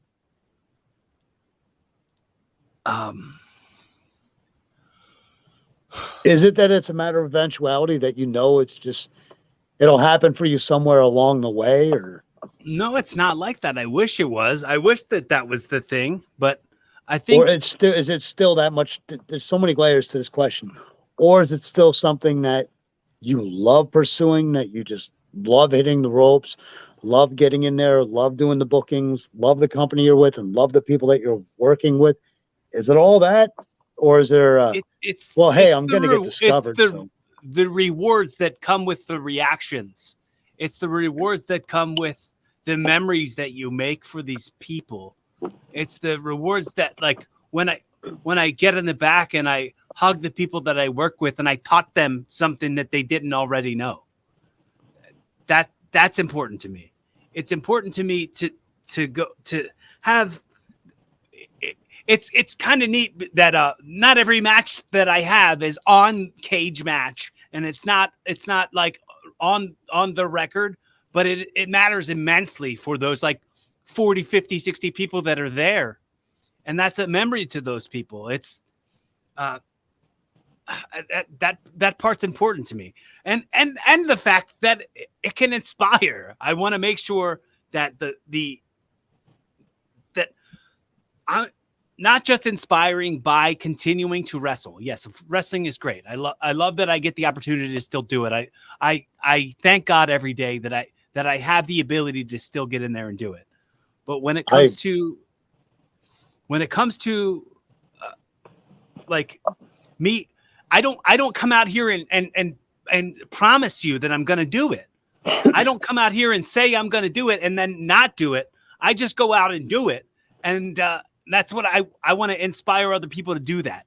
And just say, this is the thing that I'm going to do.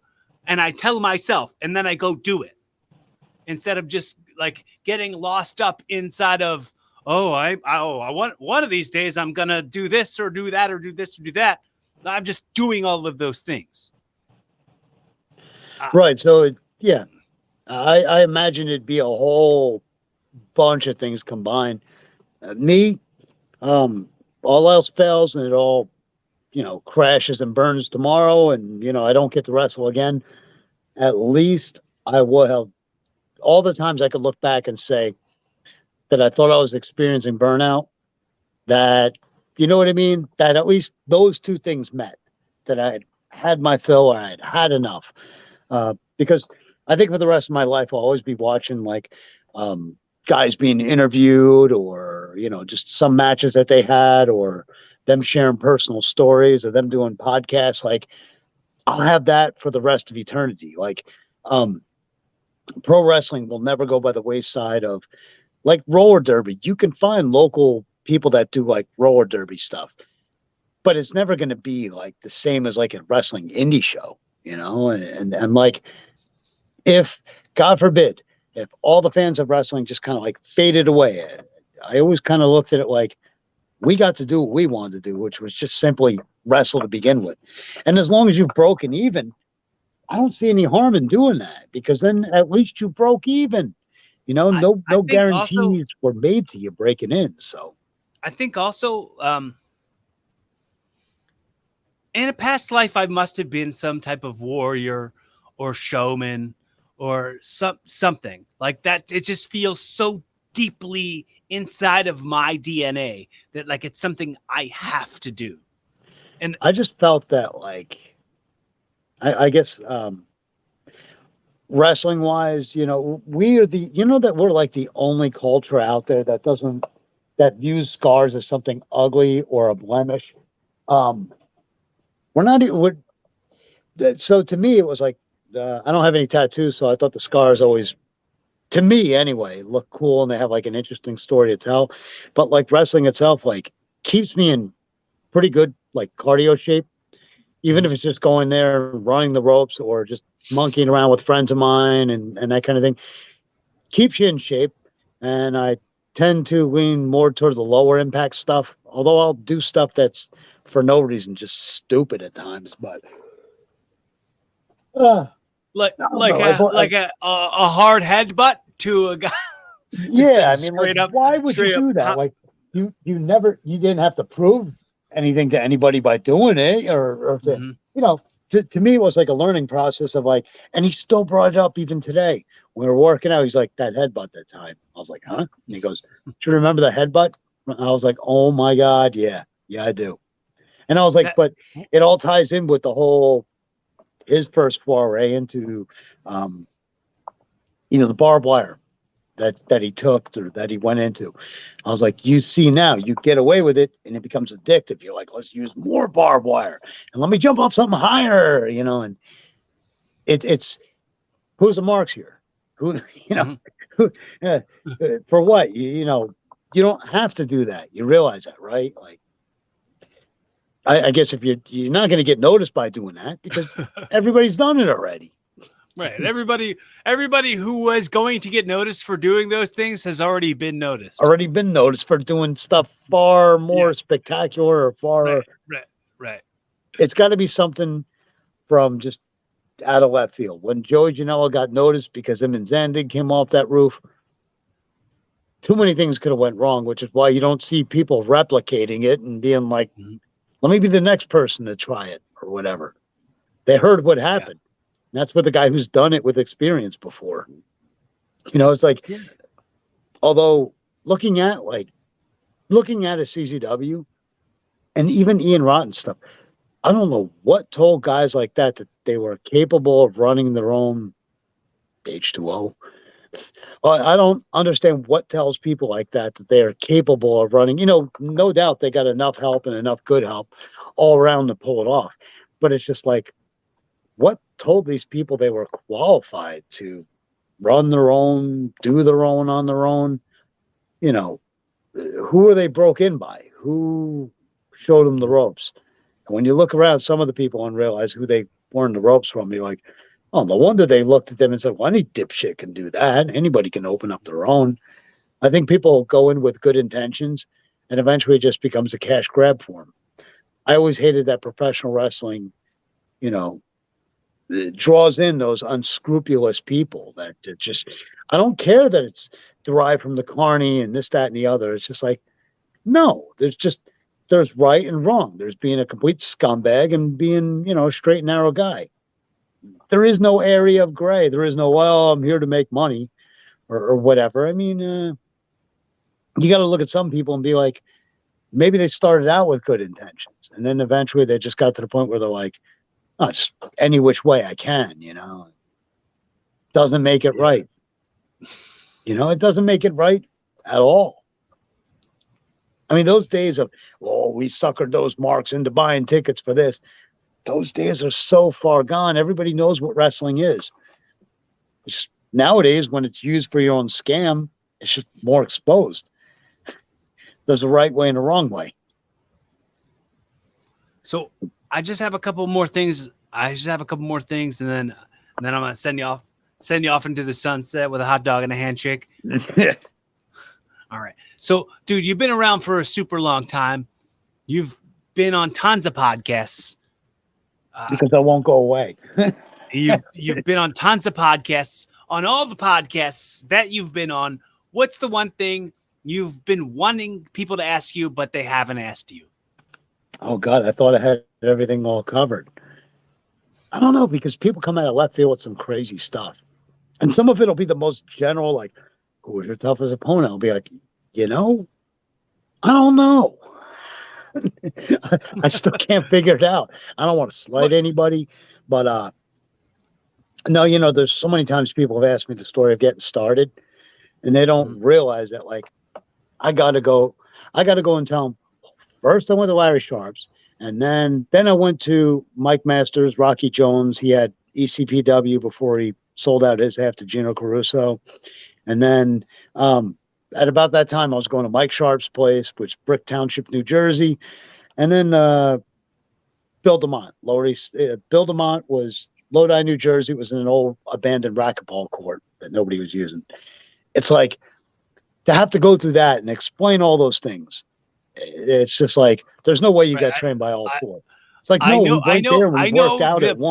the process of being asked that same question so much that it just made me go, okay, I want my show to be nothing like any of those shows, and for sure, I want to make sure that if this wasn't my podcast, I'd want this to be a kind of show I'd listen to. If this wasn't like, I'd want the conversation to head down the path of like something I'd want to hear and conversations that I'd want to hear. And if it's going to be the same types of questions you've been asked on all kinds of other podcasts, like what's the point? Like, what are you up to? What do you want to plug? It's right, I'll plug away at all that stuff or whatever. But I was always like, people just talk so much wrestling that they don't realize like everyday life. Like, what is it that it's why when I take pictures when I'm in Japan, every last one of my pictures are, I went into this bread shop here and then I did that. And then I went into there and I did this. I'd rather see people see a normal life out there and just not be so surrounded by wrestling, because you're surrounded by wrestling. You have no actual reality in your life. You have everything's a work. Everything, there's something behind everything, everything, especially because you become desensitized to all the different places that you wrestle and everything like that. Shouldn't have to be like that. There should be an everyday normal thing that you go away, that you go about doing things. Or I'd rather see somebody's daily routine. Like, how many people have you looked at and like, wonder what time he usually gets up in the morning? I wonder what they do now that they're retired. What is it that they do with their life? Like, to me, that's much more fascinating. Like, does this guy go and get the paper every day? Does he go pick up a bagel from his favorite place and an orange juice? Like, everyday life to me is like more fascinating because you already know what the wrestling routine is. I've been through that a billion times, and I can't imagine anybody else doing anything differently. But whether it be having like gainful employment just to support your wrestling habit, do that. Do that. When you put all your eggs in one basket, very rarely does it work out for somebody. It still blows my mind as, I go overseas, it's a career, it's a living. And to the point where, it's so serious, I'd have my hair in a ridiculous thing looking like this. So to me, it's worth it. Mat slides up, mat slides on, mat slides off. I'm in the midst of getting like 3 or 4 brand new ones. So, well, dude, I want to make sure that I state this stuff for the record because I how important it is to me. I wanted to make sure I told you right as we were getting started that like you're an important figure in my life and I fucking love you. Like, and there's no denying that.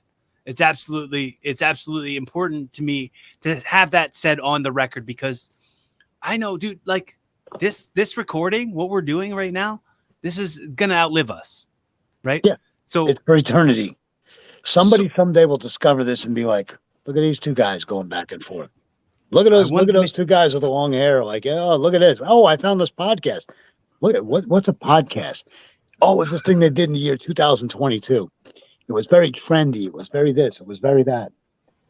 So I want to tell you I got to honestly say for anybody out there listening, this guy, there was never. It's so weird. Like I would just contact you out of the blue. I felt from the minute I met you, I always got the vibe that you were like a real friendly person.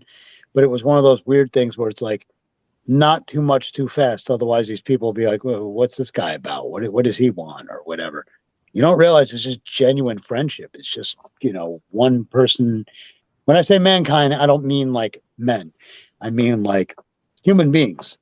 Here's something. It's like a voice of reason. I spend a lot of time here recently on the phone with Liz Savage. She asked for nothing.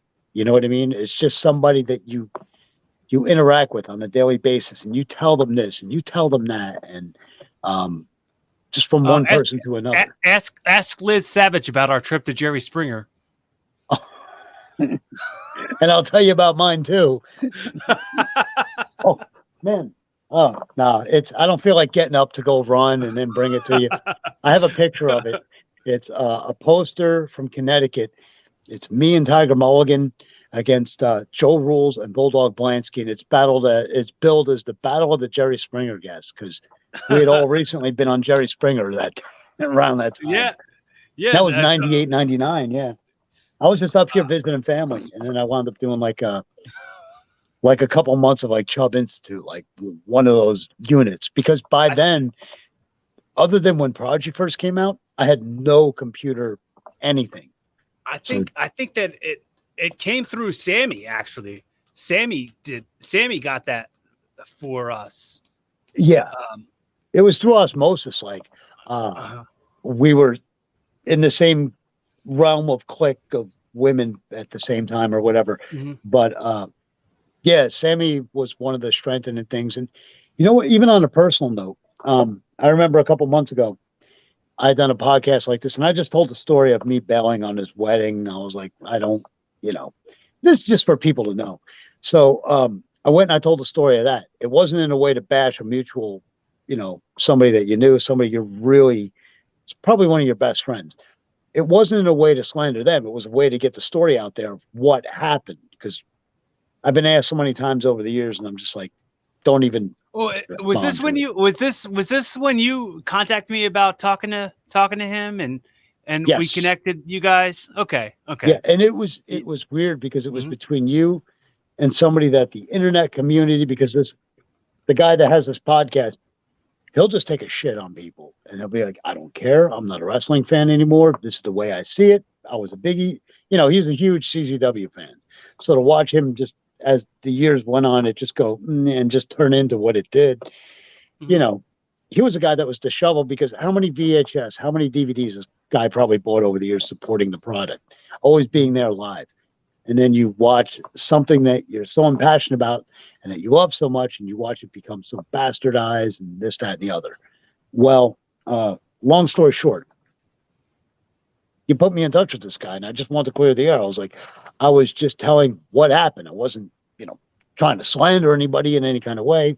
And you bridge that gap. And here you have no agenda. If anything, you could have made it a lot worse, but you chose to make it so much better. And just like mutual understanding. And I wound up getting his number and talking things out. And I'm like, I realized where he was at that point. He realized where I was. And it was like with me, I didn't care because I was going to Japan anyway. What did I locally? My thought was like here in the States, if I did things like, what's this, ICW, No Hold Barred, and if I did things like GCW, and if I kept doing things like H2O and like places like that, I'd just be burning the candle at both ends. And then the more visibility people see of me, they go, oh, Tony's willing to do this stuff or nothing. Or, or, they get so used to you that they figure, you don't have to owe him much because if he's as over as he likes to think he is, he'll be selling that money in gimmicks or whatever the pay scale might be. With me, I could feel the pull. Then I would become like really loyal to this company or really loyal to that place. And then I would never be able to pull back because I'd be so further. And it would just wind up coming to a nasty head anyway. So I always figured like stateside, like keep the candle from burning at both ends. Let your body relax. Pick and choose what you wrestling-wise should and could do and that kind of thing. And it's not to slight anybody in any kind of way, or for me to act like I'm, something that I'm not, or it's not me big leaguing anybody. It's me taking a step back going, I don't need this. I don't, I overcame my wrestling addiction as far as that part's concerned. That's a good feeling. That's a real great place to be because it doesn't control me. If anything, I put the brakes on and I choose when to go out here and do this. And, I have friends that wrestle for all those places. And I've known the people that promote those things. I've known them for years. And I'm not about to. I broke in as a teenager with Tommy Fierro. I don't need to go to him and be like, can I give you booked on your next, I'm thinking, oh man, I got the truck coming in tonight. I'm short drivers. Oh God, I'm worried more about that to make sure that I'm content and, got my kid here for the summer. Not going to bother you with bringing her in here, but so what I would like to do right now, since you brought her up, and as I mentioned, how important it is for everything being on the record and outliving us. I want to give you the opportunity to participate in something that I call audio time travel. Okay, so someone who cares a lot about you, such as your daughter, would discover this audio in let's say 2042 and wants to hear the time stamp. This is a time capsule. Time stamp of right here, right now. What messages are you giving directly to? More people will tune into my Facebook and be like, that little girl's making wise ass comments again. It's like, it's my best friend. So like I said, when you tend to wrestle friends of yours, you lay it in and you're stiffer and that kind of thing. With me and her, it's like, well, it's going to be my kid forever. So what difference does it make? If she wants to slide in a joke here or there, I'll tell you because everybody knows my oldest, my best friend. It's just kind of the way things happened as things went on in our lives and that kind of thing. She lost her mother, at a pretty young age due to cancer, and that's what she's chosen career-wise to pursue. Would be to, some type of remedy, some type of cure for it. And, in a way, she inspires me constantly because most interesting human being I've ever met my entire life. Can you speak directly to her? And you're speaking directly to her in 2042. Yeah, what are you saying? For what it's strange to have. Not only is there the gender thing, there is, the bloodline thing. It's kind of funny because when you have other kids and you denote that one person in particular is your best friend, it's like that's just kind of the way that things worked out for some funny reason. So to me, it's a force far greater than love and unconditionally, no doubt about it. She earned that long ago. Just maintains to be my biggest inspiration. At one point, she tried to follow my footsteps. So I was doing Stardom's Idols at the time. It was back in 2018. And she's over there playing volleyball at Utica in upstate New York. Now she's second year post grad med. And I was relieved the day, and this, as a parent, this sounds so screwed up to say, I was relieved the day that she she got a severe concussion, and I was like, "You're not going to do this wrestling thing no more, are you?" I mean, I was like, I think she watched a couple of Total Divas episodes and figured she'd try to pursue it, but I was so relieved to realize she didn't want it, and she was only doing it to follow my footsteps in some kind of weird way. But God, got to be so proud of the way she turned out and about the way things are. You still there? I think it says I lost you. Uh-oh.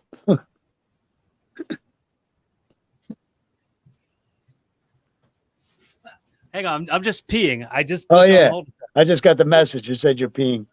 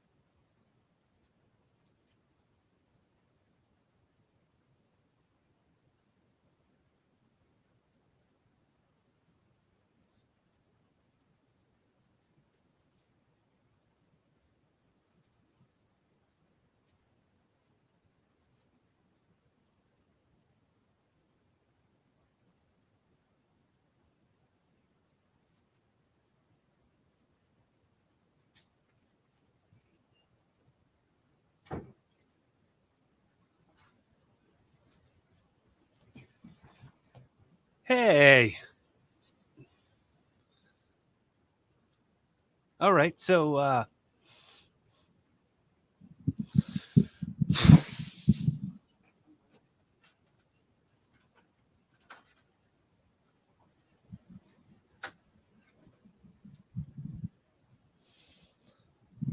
right, folks. I guess that's going to be how I wrap up the episode.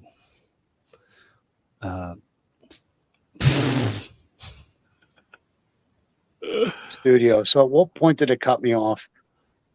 So what had happened was I like teed you up for you to like speak, and like kill time while I like put you on solo layout.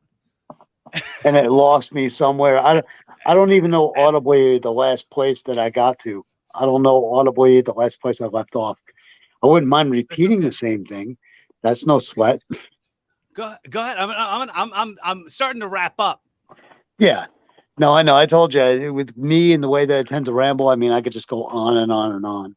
But it's not in a way to, it's not one preference over another. It's not a way to say that, oh, I love my kid more than, no, it's saying friend wise that she makes a much better friend than, friendship is completely different from actual like father-daughter parenting relationship and that kind of thing. But that's just kind of the weird way that it worked out for us, and me, myself, I never wanted to, I got to a certain point where I was like, can't advise her this, that, or the other, because as a parent, you don't want to derail the road that your kid is on. Obviously the road is all good and it's cum laude, for Christ's sake. I never came anywhere near that. So I don't want to derail, where the path that she's on. I don't think it's right to step in and try to do that either. Obviously, she's made the right choices and that kind of thing.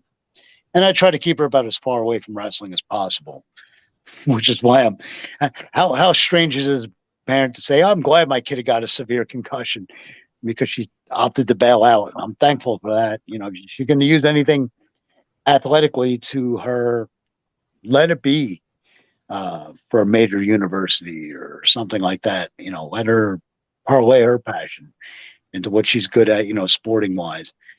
Because I mean, you're given looks, you're given brains, and you're given athletic ability.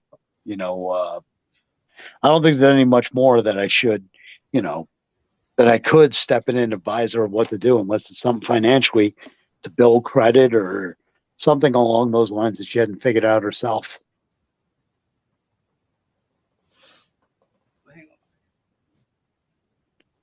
Oh, there's another piss break.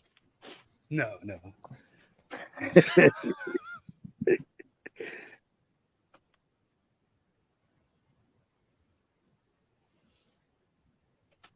I also told her too, you know, I'm trying to keep her about as far away from the boys as possible. I was like, if anything, no, not wrestling, not wrestlers, no. This past week, sitting there talking to Jimmy Rave's daughter, and it's just like, oof. The week, a couple weeks before that, it was the late Tarzan Goto's son. So it's like the way that these people are left to pick up all the broken pieces is just, as a parent, it's just disheartening, and it's just you know, that's part of the importance of saying things on the record the way I like to do, is because now Jimmy's daughter reached out to me just like minutes after she talked to you, and I was able to go, "Hey, did you listen to the podcast I did with your dad?" And I sent her that, and like that's like, she's like, "Oh my God, I have this now forever. This is something so cool." And this is a clearer version of him than I've heard on other podcasts. This is like really just him being him. And that's just something that I get to have now, that I got to create that.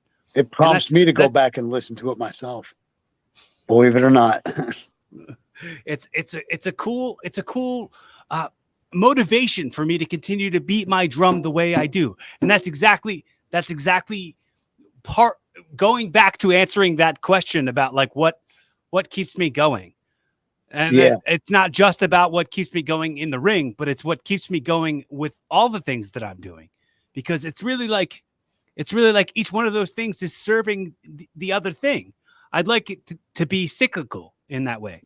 Yeah. And it just, to me, it just fascinates me with certain guys. It's like, what would keep them hanging in there? Obviously, they've gotten out of their system. That, you know, that feeling that you had when you couldn't wait to climb in the ring and you couldn't wait to lock up with somebody and show off your stuff. And then eventually, as time goes on, like that feeling kind of fades, but other things pick up. Like you're concerned with your own health, or you're like, I need to sweat off a few pounds or whatever. It's there for you. You know, how many wrestlers have went through a divorce that have looked at me and told me, and I'll tell you what, if it wasn't for wrestling, I wouldn't have known what the hell I would have done, because, you know, I didn't want to go home because it was the same house that we were living in, this, that, and the other. And you're just like, God, you know, you wouldn't think that something like wrestling would be like that therapeutic. Well, it's a happy distraction. What the hell am I yawning for? All I did was happy. So, I want to thank you. The thank you will also go to whoever sat through this and listened to our conversation. What's important to me is the currency of effort. The currency of effort is so much more valuable than monetarily, because like you could be doing anything else in the world other than listening to this, or other than being here and chatting with me and hanging out with me. I want to make sure that I extend to you how important it is that, like, if you ever feel like you're going through something and you need a friend, and it's just like you want a judgment-free conversation with somebody and no shame at all, reach out to me. Really. I'm your friend and I'm here. And that goes for anybody listening, anybody watching. Dude, I'm a real person. I'm going to respond to you. Like that's my just door. The funny thing is my door has always been open to friends. And I see some people, I would rather people take advantage of that versus people taking advantage of, just, well, how do I get, once I'm there, how do I get other bookings? You know what I mean? Like, I'd rather somebody took advantage of my friendship and just kicked it with me and told me how their day was and, and that kind of thing. People do that, then, and take advantage of it, then just take it for granted and be like, well, yeah, like I have other friends and, and that's the funny thing. I was telling my kid a couple of days ago, I go, if you notice, our door has always been open to everybody. How many random weirdos, strangers, girls I've dated, like wind up spending the night here and all that crap. Like, I'd like to think that I was there for somebody, that there was no agenda, that, not because, oh, I'm a great person, or no, because you could actually use a friend of mine, my friendship. You could actually use, yeah. Yeah, you'd expect that to be paid forward. Like someone afforded me space to speak my mind, or someone gave me a platform, or someone allowed my platform to be something that entered into their ears and their eyes. Pay that shit forward. Pay that shit always forward. That's me too. If you wonder why, not to take attention away from it or anything, if you wonder why occasionally I'm sitting here and I'm doing this, it's because I'm taking a screenshot. I was going to put it on social media and be like, yeah, I did this thing. And it's therapeutic, honest to God, in the weirdest way. It's therapeutic, like getting on someone's podcast and just talking, and just everybody's got stuff that they want to get off their chest. Other people use it as like a format to, oh, let me talk shit about this person or bury that person. If you're the type of person I talk bad about, chances are you really went out of your way to earn that shit, because it takes a couple times, it's just not, initially somebody could rub me the wrong way, but then eventually I put up with them because I see them in the same places, wrestling the same people. So, I try to be passive about it, but, there's not many people that I could like talk bad about. There's a few, but not a lot.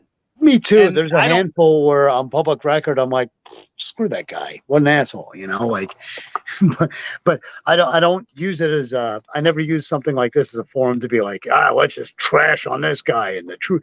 Everybody should know the truth on this guy.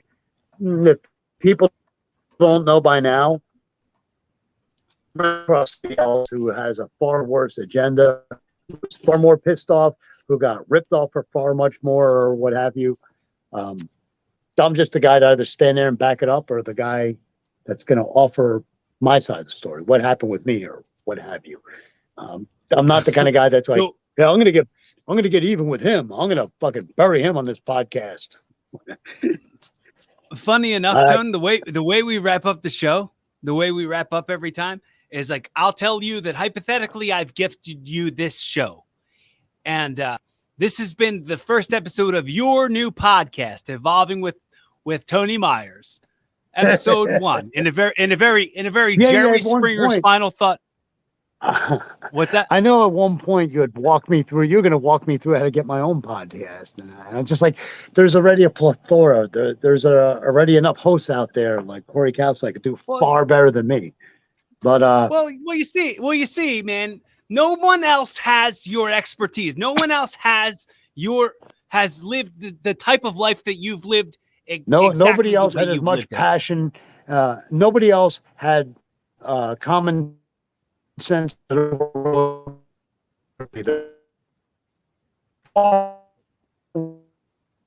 Like whatever.